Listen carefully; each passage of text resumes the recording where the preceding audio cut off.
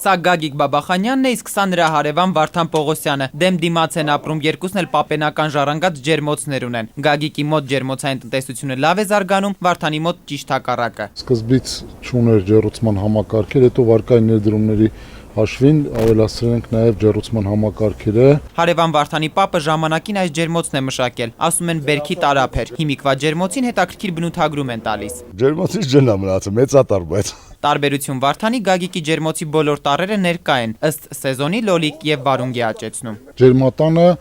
ես արտադրում եմ օրգանապես մաքուր լոլիկ։ Այս լուսանկարը արվել է 70-ականներին Վարդանի պապու մշակած ջերմոցն է։ Հիշում է, ժամանակին այն ընտանիքներ էր կերակրում, այժմ փակի տակ է։ Հիմա թանկ է, ոչ թե թանկ, այլ էժան է, շատ էժան է։ Այսօրվա դրությամբ վարունգը 100-120 դրամ։ Իրոք էժան է։ Դուք թանկով ծախեք, ոչ։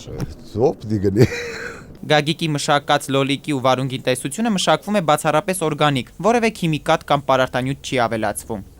Ջերմոցում ուրեմն փոշոտումը, ծաղիկների լոլիկի ծաղիկների փոշոտումը կատարվում է Հոլանդիայից ներկրված մեղուների միջոցով։ Ես օգտագործում եմ բիոպրեպարատներ, կենսապրեպարատներ, որոնք